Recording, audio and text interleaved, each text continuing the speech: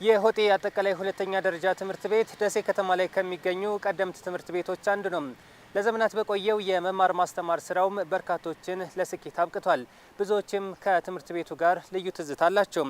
በዚህ አንጋፋ ትምህርት ቤት የተማሪዎች መጸዳጃ ቤት እንደማንኛውም ትምህርት ቤት ቢኖርም ለሴቶቹ ምቹ መሆኑ ላይ ግን በችግር የሚነሳ ነበር። ይህንን ችግር የተመለከቱ የወሎ ዩኒቨርሲቲ የጤና ተማሪዎች በመስክ የተግባር ስልጠና ስራቸው መፍትሄ ይዘው መጥተዋል። ሰላምታችን በያላችሁበት ይድረስ ብለናል ተመልካቾቻችን። ሳምንታዊው ማህደር ወሎ ፕሮግራማችን ተጀምሯል።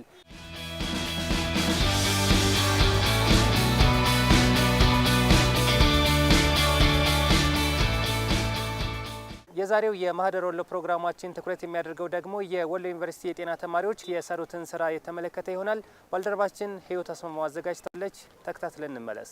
ስሜ ሰኪና ሰይድ እባላለሁ።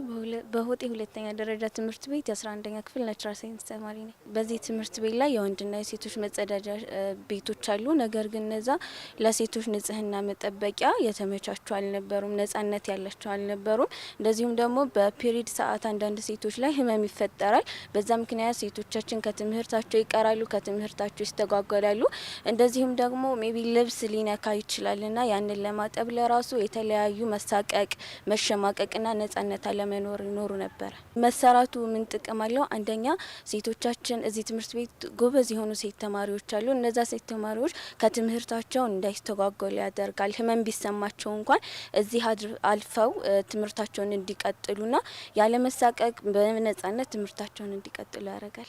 ስሜ አበበ ንጉሴ ይባላል። የወሎ ዩኒቨርሲቲ የኮምፕሬሄንሲቭ ነርስ 4ኛ ዓመት ተማሪ ነኝ። በዋናነት የቲቲፒ ተማሪዎች 5ኛ ሳምንታችንን ነው አሁን የጀመርነው። በዋናነት በዚህ ስንሳተፍ የመጀመሪያው ሳምንት ፕሮብለም አይዴንቲፋይ ከማድረግ ተነስተን ሁለተኛው ሳምንት ላይ አይዴንቲፋይ ያደረግነውን ፕሮብለም ፕራዮሪታይዝ በማድረግ እንደው ሆጤ ሁለተኛ ደረጃ ትምህርት ቤት ፕራዮሪታይዝ ያደረግነው ፕሮብለም ማንስትሬሽን ሃይጂን ሩም ላክ ኦፍ ማንስትሬሽን ሃይጂን ሩም ስለነበረ እሱን አይዴንቲፋይ በማድረግ ወደ ስራ ገብተናል ማለት ነው።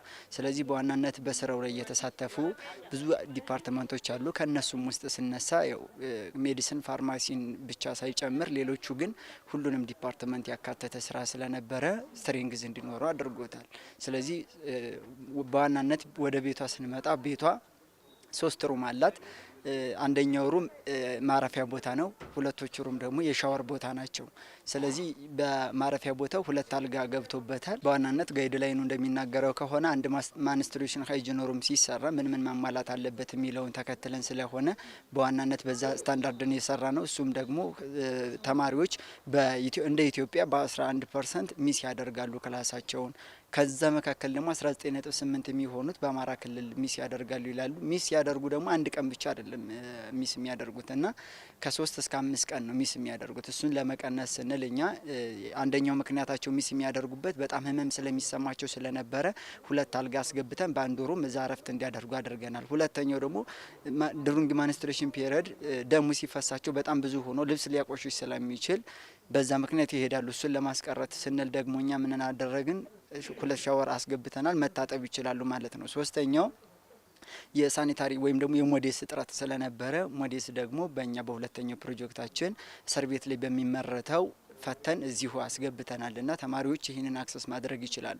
ሻወር በሚወስዱበት ሰዓት ደግሞ ሻወር የወሰዱበት ውሃ ፈሶ የሚሄድበት የሊኩዊድ ዋስት ማኔጅመንት በጀርባ በኩል ተሰርቷል ማለት ነው። እንደ ጤና ተማሪ ብዙ ትምህርት ቤቶች ላይ እንደዚህ አይነት ችግሮች ይኖራሉ ብዬ አስባለሁ። በዋናነት እኛ አሰስ በምናደርግበት በዚህ ቦታ ላይ ይሄንን አገኘን እንጂ እንዳጠቃላይ ሌላ ትምህርት ቤቶችን ላይ በአጠቃላይ ይሄን ፕሮጀክት ስንመለከት ይሄንን የማያገኙ እድለኛ ያልሆኑ ተማሪዎች ይኖራሉ ብዬ አስባለሁና እንደ ጤና አጠቃላይ ጋይድ ላይኑም እንደሚለው አንድ ትምህርት ቤት ስታንዳርድ የሆነ ለመሆን ማንስትራል ሩም ሃይጂን አለው ወይ የለውም የሚል ስለሆነ አጠቃላይ ደግሞ ከዚህ በኋላ የሚመጡ ተማሪዎችም ሊሆኑ ይችላሉ፣ ዩኒቨርሲቲም ሊሆን ይችላል። ትምህርት ቤቶች ይህን በማስተባበር ለሌሎችም ትምህርት ቤቶች እንዲሰራላቸው የሚል መልእክት አለ። አንጋፋ ትምህርት ቤት ነው። ነገር ግን እስካሁን የሴቶች ንጽህና መጠበቂያ ቤት ባለመኖሩ ምክንያት ተማሪዎች ወርሃዊ የሆነ ማንስትሬሽን በሚመጣባቸው ጊዜ ትምህርት ቤት የማይመጡበትና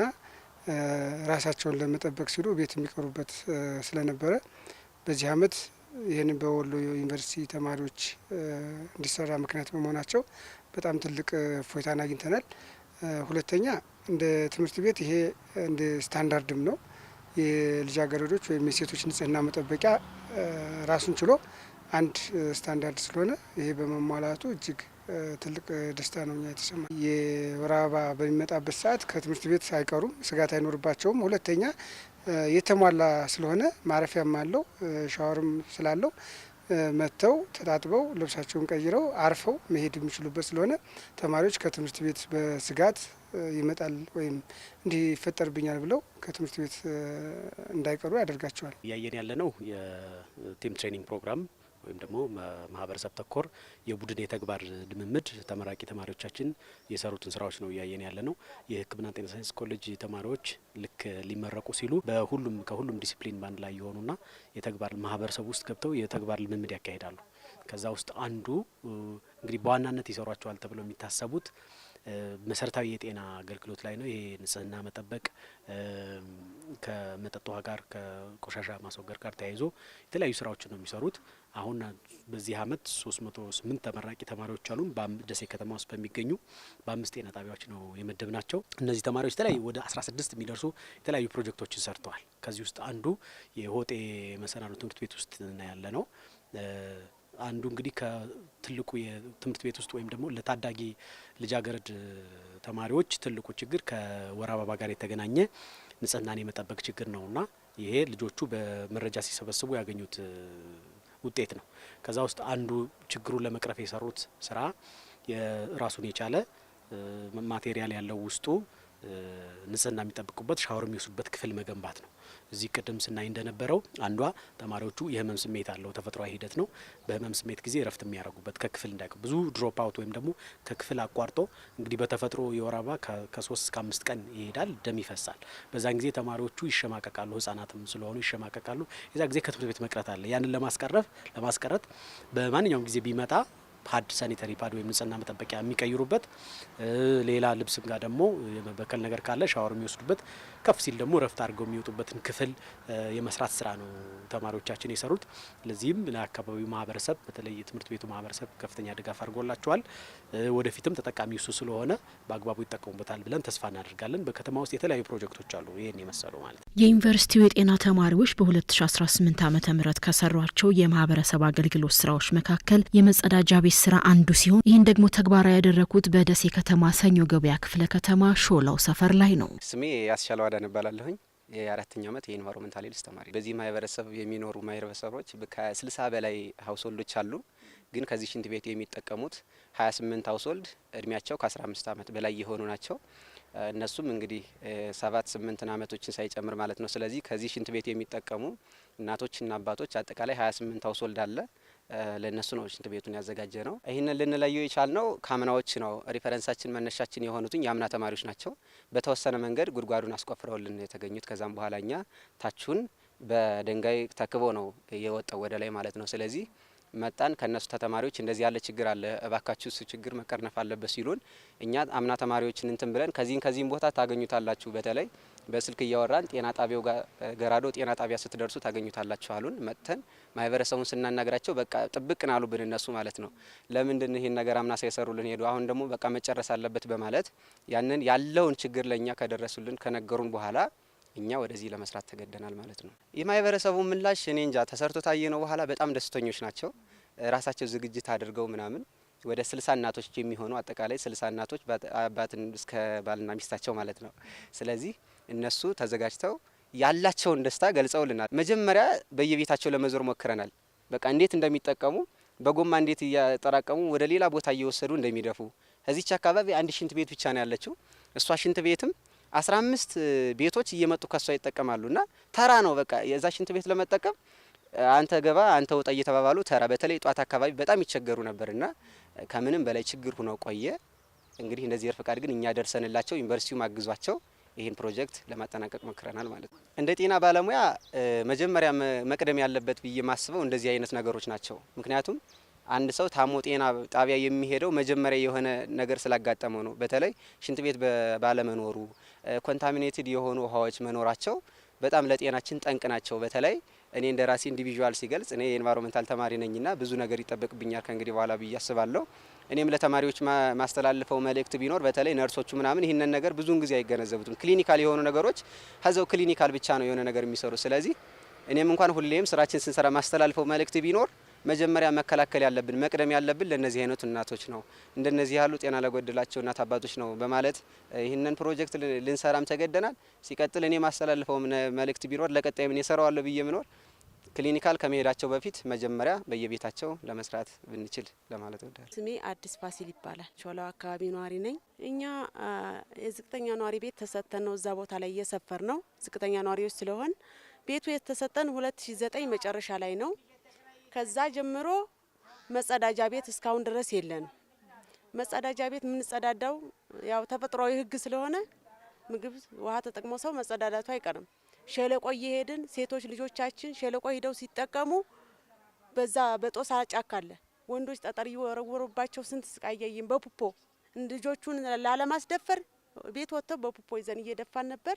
አሁን ላይ ግን ችግራችን ስለ ወሎ ዩኒቨርሲቲ የወሎ ዩኒቨርሲቲ ተማሪዎች ቲቲፒ ተመራቂ ተማሪዎች ችግራችንን ስለፈቱት እጅግ በጣም ደስተኛ ነን። እናመሰግናለን። ስራው እስከሚያልቅ ሲመጡ ጀምሮ ጉጉት ስላለን ሲመጡ ጀምሮ በጉጉት ጠብቀናቸው ስለነበር ከነሱ እጅና ጓንት ሆነን ሳንለይ በስልክም ሆነ በአካል ስራውም ሲሰራ ሳንለይ የቻልነውን ያክል ድጋፍ አድርገን በይበልጥ እነሱ ተንከራተው ከማህበረሰብ ከሰው ለምነው ወረድ ብለው ስለሰሩልን በጣም እጅግ በጣም እናመሰግናለን። ደስ ብሎናል። ላይዘን የሚባል አለ የሪፈራል ስርዓቱን የሚያጠናክር የሱ ቢሮ አልነበረንም። ትሪያጅ የሚባለው ጋር ነበር አብሮ የሚሰራው። እነዚህ የቲቲፒ ተማሪዎች በመምጣታቸው ከወሎ ዩኒቨርሲቲ በተቋሙ ምን ችግር አለባችሁ ብለው ጥያቄ ያቀረቡልን። እንደ ተቋም የላይዘን ቢሮ የለንም አልናቸው። ያንን የላይዘን ቢሮ ሰርተው አስረክበውናል። ስለዚህ አሁን ራሱን ችሎ ቢሮ ተሰጥቶት አገልግሎትን መስጠት እንችላለን ማለት ነው። የዘንድሮቹ የዚህ አመት ተመራቂ የወሎ ዩኒቨርሲቲ ቲፒ ተማሪዎች ከባለፈዎቹ ይለያሉ። የባለፈ አመት የመጡት የቲፒ ተማሪዎች ምንም ሳይሰሩልን ነበር የሄዱት። ስለዚህ መጀመሪያ ደብዳቤው እንደመጣ ከወሎ ዩኒቨርሲቲ ነው ሲሉ ናይ ባለፈ ስላልሰሩልን ዘንድሮም አይሰሩልንም የሚል አመለካከት ነገርናቸው። ደብዳቤውን አይ ችግር የለውም ያንን ብሬክ አድርገን ሰብረን እንሰራለን አሉን። እንዲያሉትም በቃ ዊካን የሚለውን የኦባማን አባባል አሳይተውናል። ሰርተው ችለው አስረክበውናል። ስለዚህ ይችላሉ።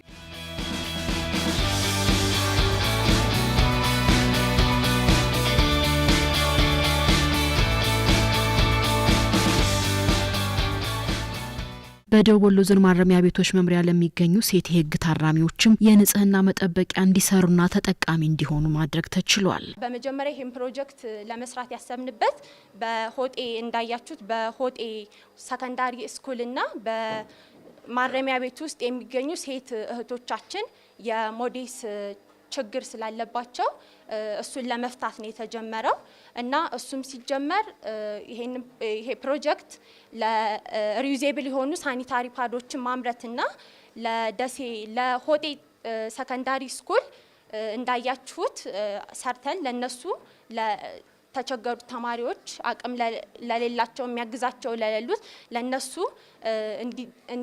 እንዲሰጣቸው አድርገናል። በተጨማሪም እዚህ ጋር ያሉት የተሰሩት ሞዴሶች ለዚሁ ለማረሚያ ቤት ውስጥ ለሚገኙ ሴቶች ለነሱ ተደራሽ እንዲሆኑ አድርገናል።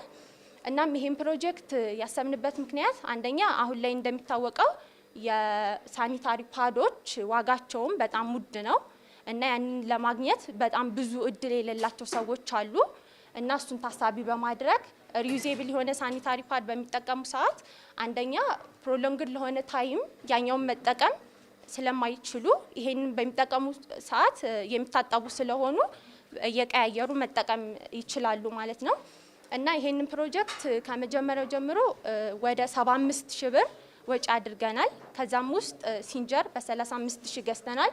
እንዲሁም የሚያስፈልጉ ማቴሪያሎች አሉ። ከነሱም ውስጥ ኮተን ክሎዝ አለ። ለሱ ወደ 10,000 ብር ወጪ አድርገናል። እንዲሁም ሌሎች የሚያስፈልጉ 2 ጨርቆች አሉ። ለነሱም ወደ 9500 ብር አካባቢ ወጪ አድርገናል።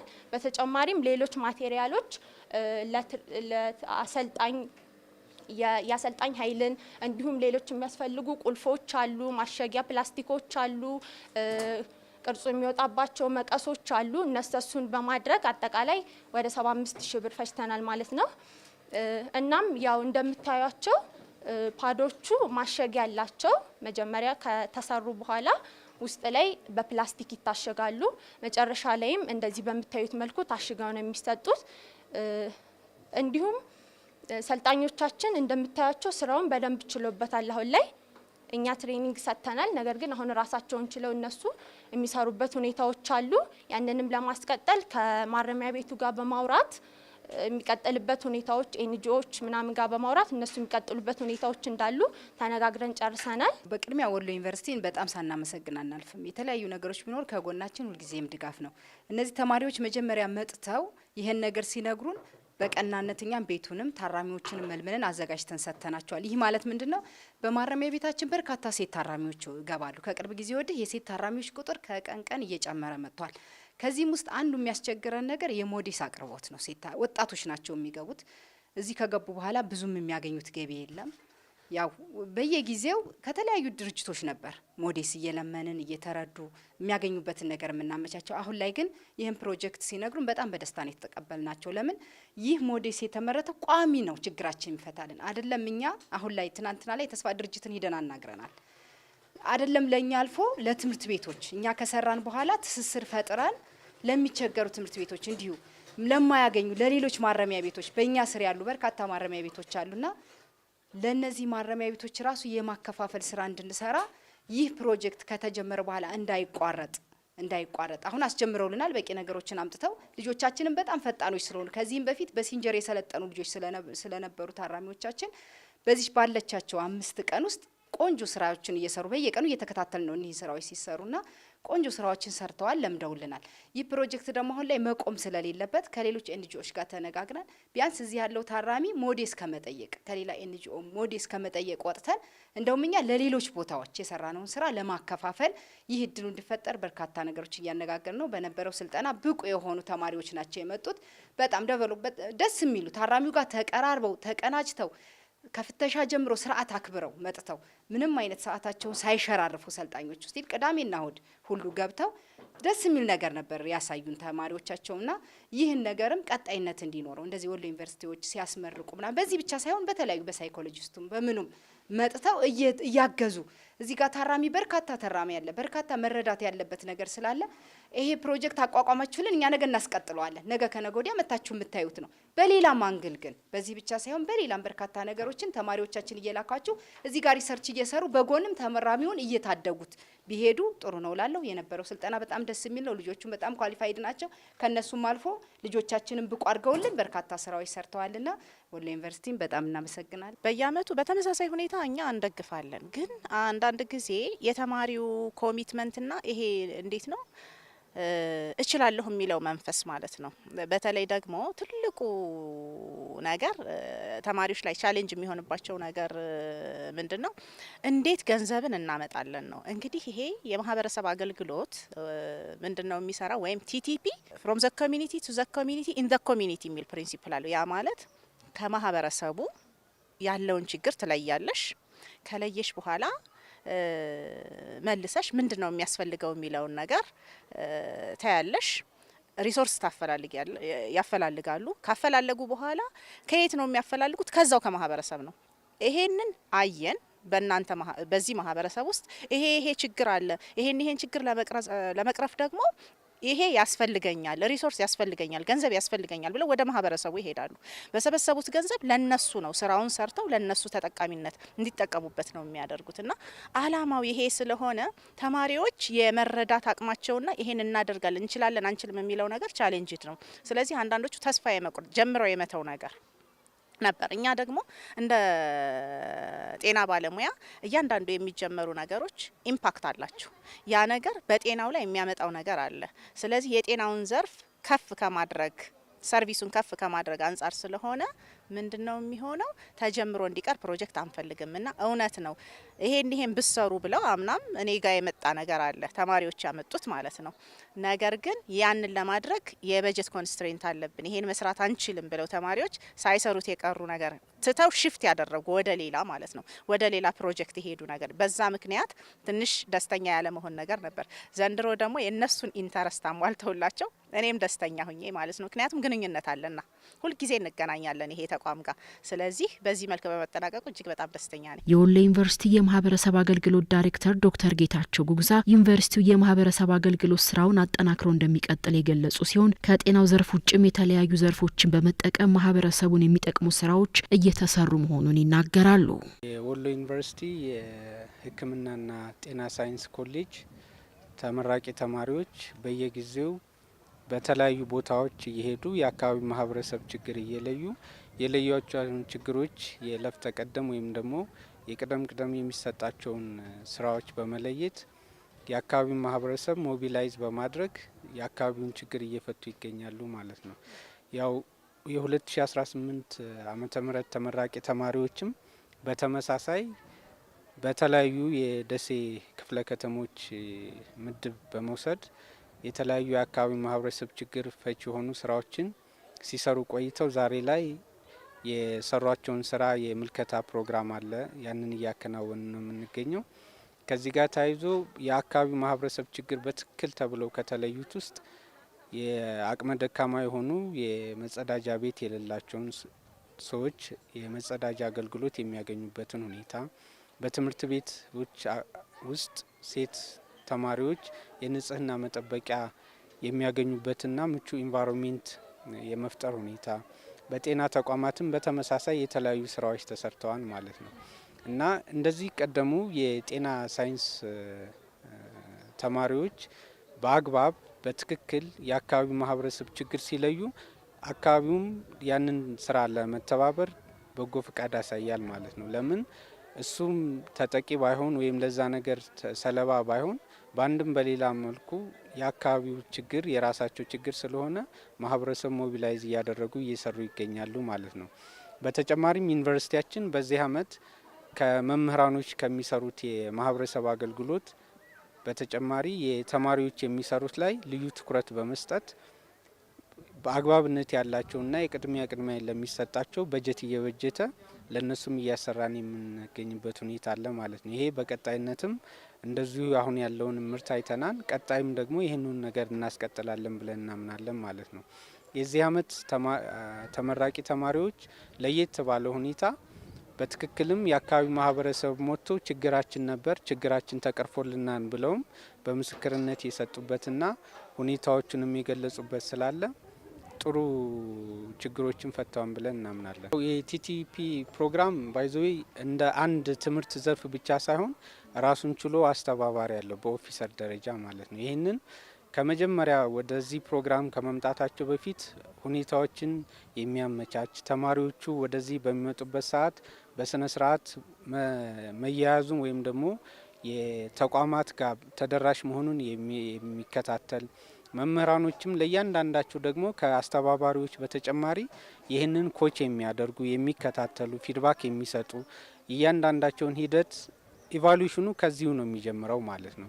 ይህንን ስለሚያደርጉ የአንድ ኮርስ እንደሚሰጠው ብቻ ወይም የማሟያ መስፈርት ብቻ ሳይሆን ይሄ በትክክልም ራሳቸውን ከማህበረሰቡ ጋር የሚያገናኙበት የማህበረሰቡን ችግር አይደንቲፋይ አድርገው የሚሰሩበት ሁኔታ ስላለ እንደ አንድ ቢሮ ወይም ደግሞ ጽህፈት ቤት እንደሚያስተዳድር ክፍል በትክክል እየተመራ እንዳለም እናምናለን ማለት። ዩኒቨርሲቲው ከተቋቋመባቸው 3 ተልእኮዎች አሉት። አንዱ መማር ማስተማር፣ ሁለተኛው ምርምር፣ ሶስተኛው ማህበረሰብ አገልግሎት ነው። ምርምርና ማህበረሰብ አገልግሎት የዩኒቨርሲቲው የተመሰረተባቸውን አካባቢዎች መሰረት እንዲሁም በክልልም በሀገርም ደረጃ ያሉ ችግሮችን መፍታት ነው ማለት ነው። ስለዚህ እኛ ጋር ወደ 15 የሚሆኑ ተቋማት አሉን። ልክ እንደ ሕክምናና ጤና ሳይንስ ኮሌጅ የተለያዩ ተቋማት አሉን ማለት ነው። በነዛ አማካይነት የአካባቢ ማህበረሰብ ችግር ሊፈቱ የሚችሉ በግብርና ዘርፍ፣ በጤና ዘርፍ፣ በማህበረሰብ ወይም ደግሞ ሰብአዊ ሳይንስ ዘርፍ በሆኑ በህግ፣ በቢዝነስ ኤንድ ኢኮኖሚክስ፣ በእንስሳት ሕክምና፣ እና በተለያዩ ዘርፎች ከትምህርትንም ከማዘመን አንጻር ከማሻሻል አንጻር ሂደቶችን እንደገና ስልጠና ከመስጠት ትምህርት ቤቶችን ከመደገፍ ቀደም ብሎ ከጦርነት ማግስት ራሱ እዚህ ሰሜኑ ክፍል ላይ በነበረው ውድመት ከፍተኛውን ውድመት ያስተናገዱት የጤና ተቋማት ነበሩ። እነሱንም መልሶ ለማቋቋም ከፍተኛ ድርሻ ያደረገው ዩኒቨርሲቲያችን ነው። ወደ 11 የሚደርሱ ሆስፒታሎችን ወደ ነበሩበት እንዲመለሱ ድጋፍ አድርጓል ማለት ነው።